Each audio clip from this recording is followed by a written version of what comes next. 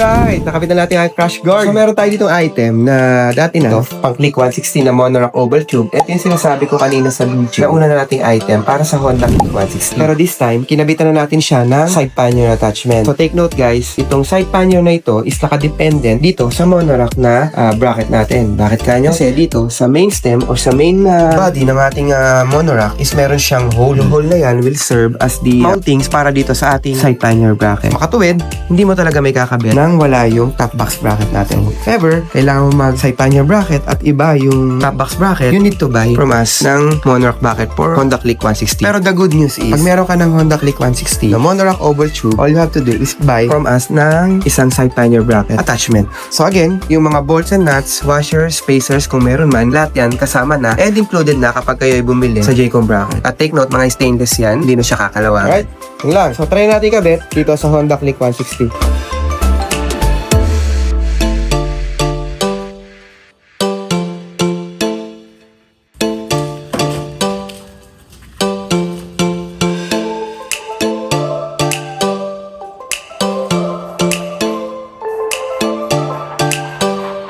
Kapitan natin yung ating side pannier tsaka Monorock Oval Tube. So ayan siya. Inches tagiliran. Ito yung tsura niya sa ibabaw. Siyempre, yung crash guard na ginawa natin sa unahan.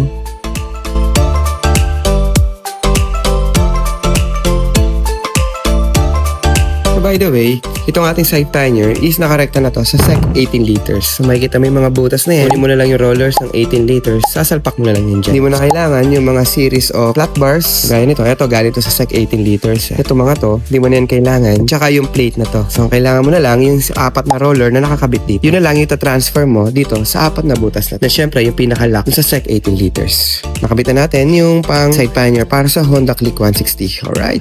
Kakabit na natin yung HRV bracket natin o yung long bracket natin. Ito, napakadali lang ito. Tanggalin mo lang ito sa foot peg. Tapos, papalit mo lang yung pamalit natin na bolt. Tapos, tatanggalin mo rin yung grab bar. Kakabit mo lang yung stem.